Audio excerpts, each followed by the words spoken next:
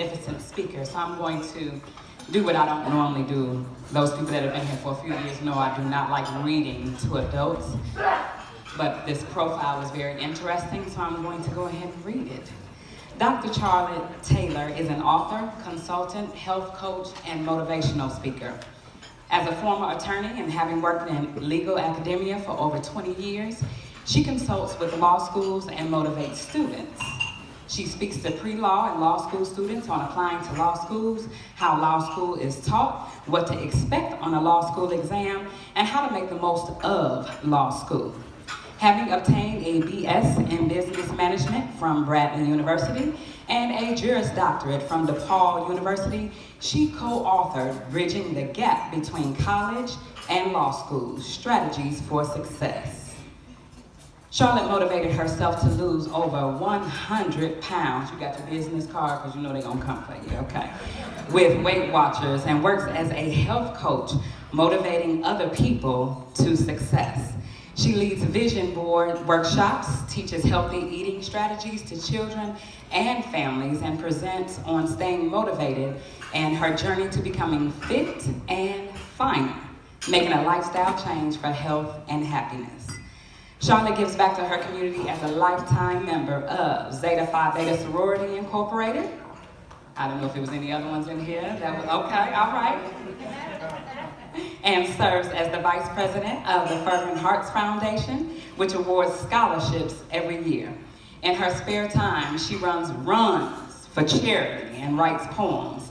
She has acted in a play, stage managed a one-night show, and enjoys expanding her horizon to help others help themselves. I have already followed her on Facebook. You see the links in the program, so go ahead and follow her. Ladies and gentlemen, please welcome to the podium, Dr. Charlotte Taylor. Thank you so much. Good afternoon. Thank you so much. I'm so excited to be here. Good afternoon, and congratulations to the scholarship winners and everyone here today. Whether you are a student, a parent, auntie, cousin, coach, you are all winners today.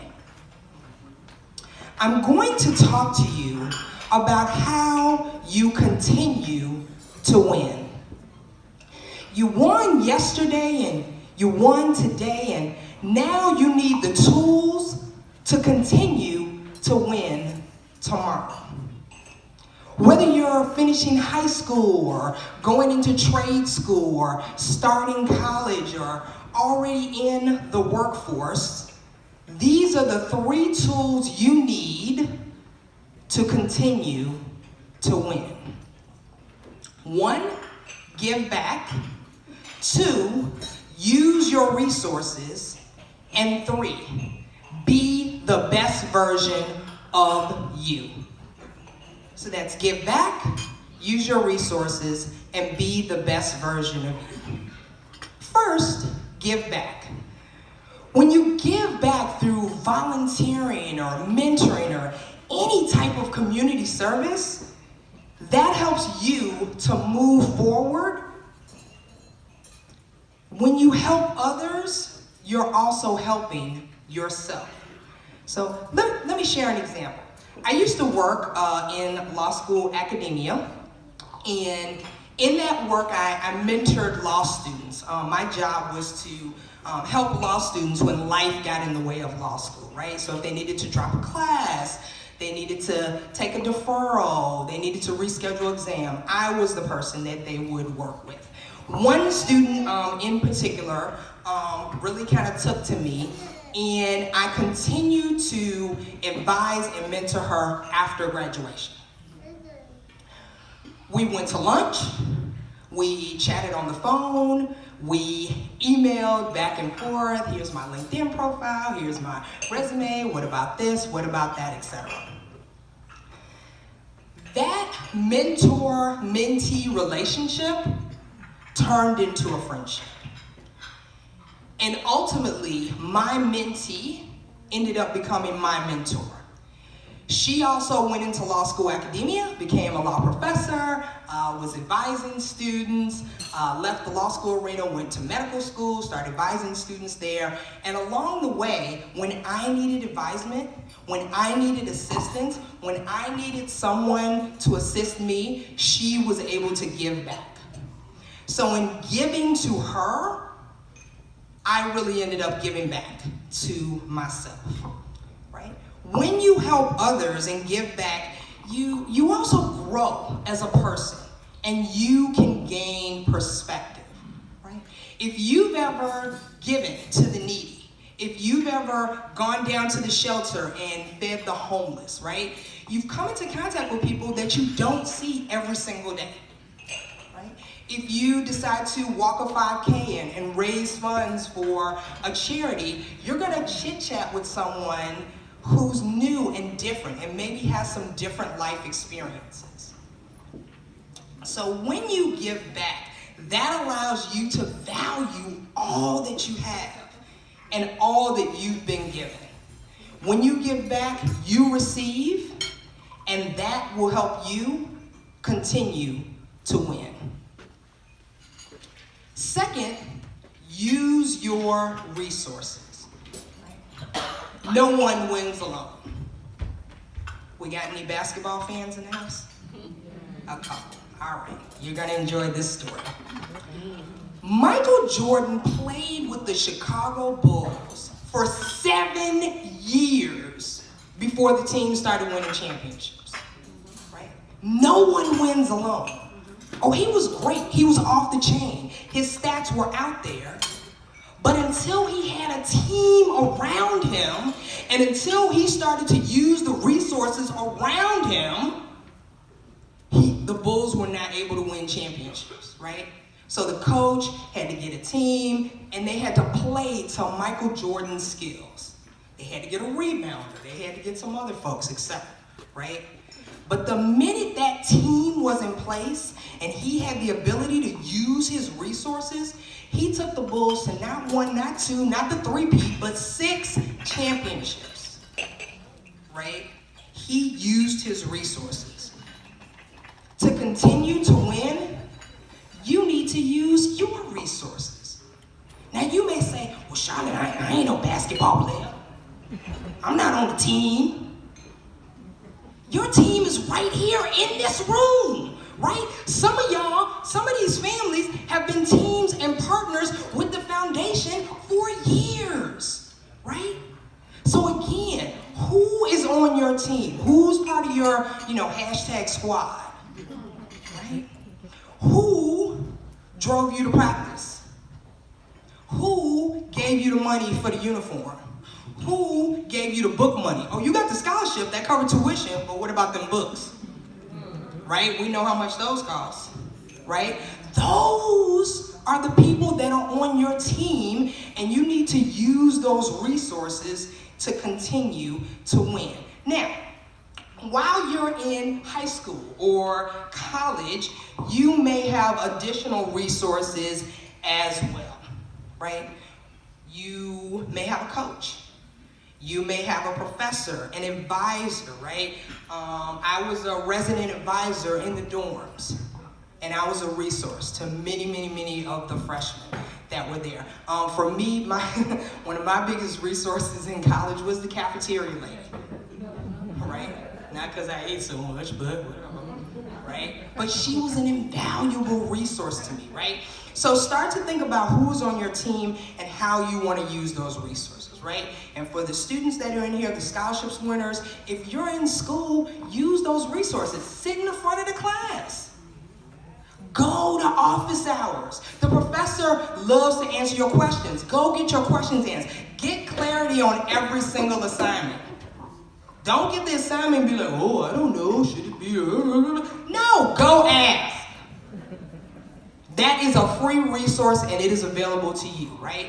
If you didn't understand the presentation on doing the research, go ask the research librarians. They are there and they are paid to help you. I work with many research librarians twiddling their thumbs all day, right? Use those resources to continue to win, right? And when you start working, when you enter the workforce, there will be additional resources there. Your supervisor may be a great resource. You may be assigned a mentor as well.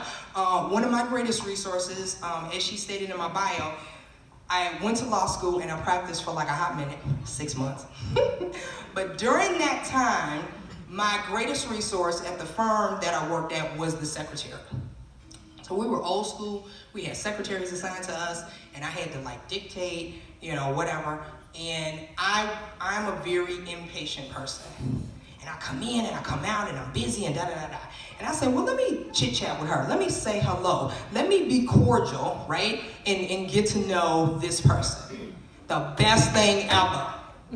That was the best thing I did. You know why? Because little Missy knew everybody in the office, knew what they did, knew when they was there, what was going on. Oh, if you need to meet with Susie, you better get with her before 4 o'clock because she's going home to pick up her kids. I say, thank you very much because I did need to meet with Susan today. Right? So that was an invaluable resource. But I wouldn't have been able to use it if I hadn't been nice, if I hadn't chit-chatted to her, etc. So use your resources to continue to win.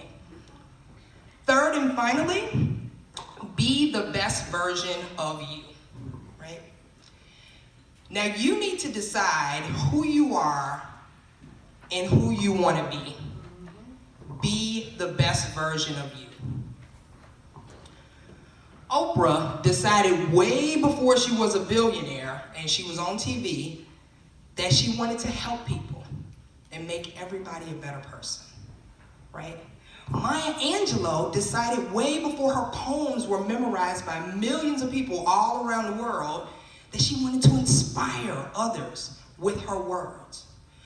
Obama decided way before he was elected president, right, that he wanted to give back through politics as well as grassroots efforts.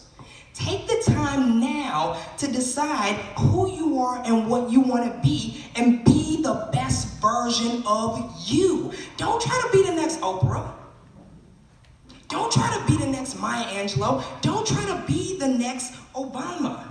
Be the best version of you. Let me tell you a little bit about me. There was quite a bit in the bio, but what you don't know is when I graduated college, I didn't think I was going to law school. I just wanted the best job. I did business. I wanted to make the most money. And when that wasn't happening, I kind of said, oh, well, let me go to law school, right? I thought I wanted to go to law school, like in elementary school and in high school, but the dream had kind of faded. When I got to law school, I kind of realized, law practice is not exactly for me, right? And so, yeah, it was like, oh, wait, what are we gonna do? Whatever. Luckily, I was very fortunate to go back and work for my law school, mentoring and advising law students. And I did that for 20 years. And I loved it, and it was wonderful. But I wasn't being the best version of me. I was focused on those students and making those students the best version of themselves, right? I was making them the best lawyer I knew how to make them, right? So kind of dissatisfied and disillusioned, I turned inward and I said, how can I be the best Charlotte, right? So I decided to get fit and healthy, right? I lost over 100 pounds. I left the law school and became a motivational speaker, right? I was very fortunate. I was able to work for my family business, and I do this, and I work for Weight Watchers as well. I am happier and richer now than I was before because I focused on me, right?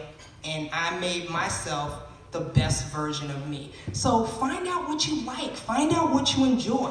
If you're in school now, take the time to learn everything you can, right? Discover new areas, new things, and try to figure out what you want to do in life.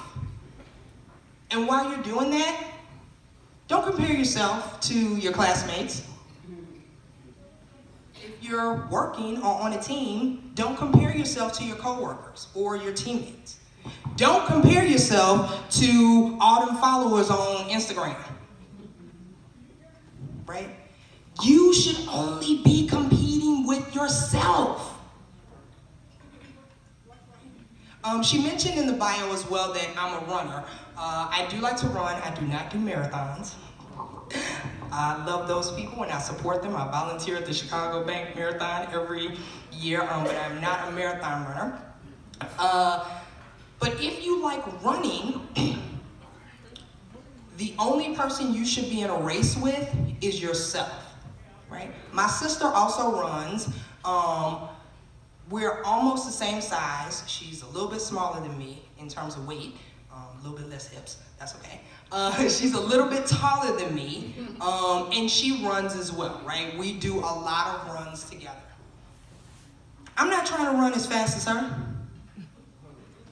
I'm definitely not trying to run as far as her. She does half marathons, and wrong answer, not for Charlotte, right?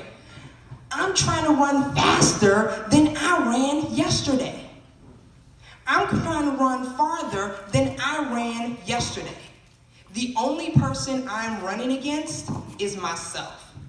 So focus on you and your journey, and that will help you continue to win. All right, let me go ahead and wrap it up because my time is coming to a close. But let me take you back to the 3 famous people that I mentioned earlier, right?